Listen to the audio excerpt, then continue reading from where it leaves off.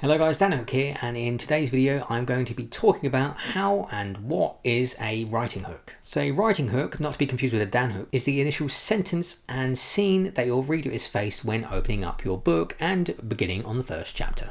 And if you're a sucker like me for a prologue, I tend to try and make the prologue first sentence and scene alongside the chapter 1 sentence and scene to be both as strong as each other, though in my example I tend to think that the prologue of mine is stronger than my chapter 1. But I do focus on both just to try and make sure that the chapter 1 hook is still just as strong in case people do skip over prologue. So this opener is supposed to hook them, so to speak, get their interest, pull them into the story, and prevent them from putting your book down and stop reading. Which is kind of like most things. If it's new to you and you're not as engaged as and interested, you're more likely to give that thing up.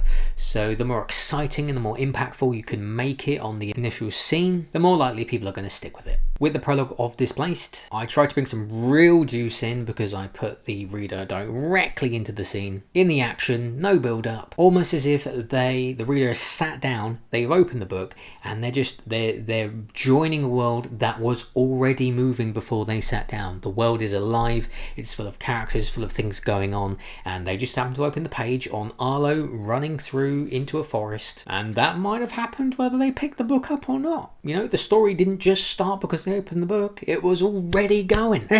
So the first sentence of my prologue goes, "A foul wind pushed up from the south with a smear of cloud as Arlo tried to get ahead, leaving the crumpled roads of a forgotten world behind him."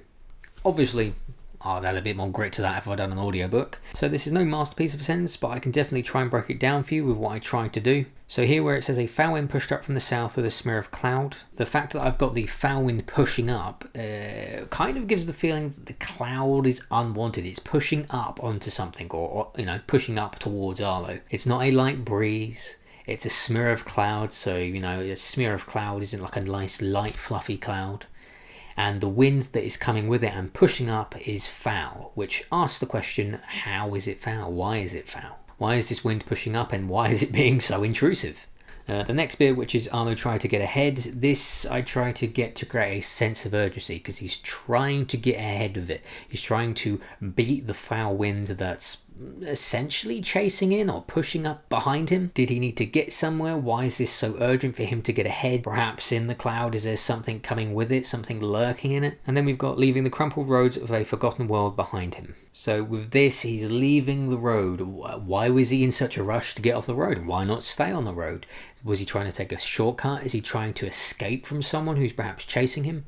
Did going off the road give him some shelter from the wind or a hiding spot from someone who was looking? And then, of course, I've mentioned a forgotten. Why was it forgotten? Was there a war? Which, being post-apocalyptic, there was obviously some sort of war that went on. And mentioning this, in the first sentence, kind of, I guess, for me, cemented to the reader that this is a post-apocalyptic book. There is a forgotten world. There is an old world element to it. And these people are now living in the new one. But this whole sentence, I just tried to pull the reader in, create a sense of mystery, get them to ask questions in the middle of a scene of someone who's trying to escape or avoid something, and grip them into continue on reading.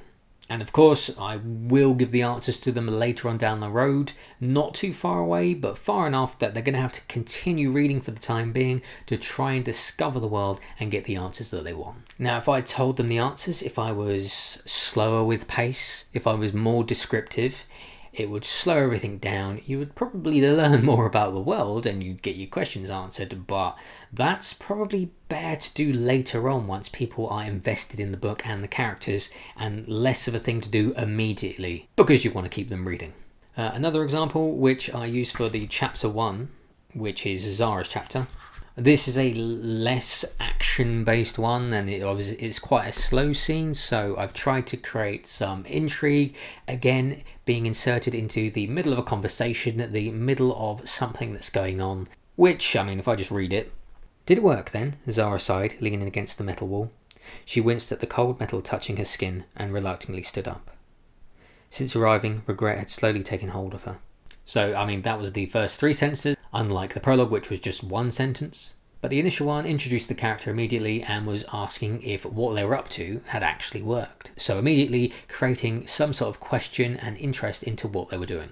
The The fact that she tried to lean and had to reluctantly stood up also gives the impression that perhaps they've been there a while, maybe she's tired. And then going on to mention that she's feeling some sort of regret since arriving, also asks the question of where is she? She's obviously not at home, she's somewhere else, somewhere she hasn't been before.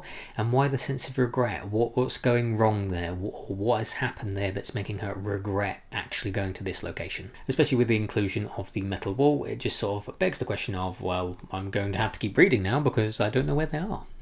But yeah, I mean, compared that to the prologue, I feel like that the prologue was a lot stronger with the hook. It was better paced. Whereas chapter 1, because of just where Zara was, it was a little bit slower. I still tried to make the hook work without revealing too much, but also trying to build intrigue at the same time. But yeah, that's it for this video. Hopefully it's helped some of you out who are watching. If you've got any questions, feel free to ask in the comment section below, and I look forward to seeing you in the next video. Cheers for watching.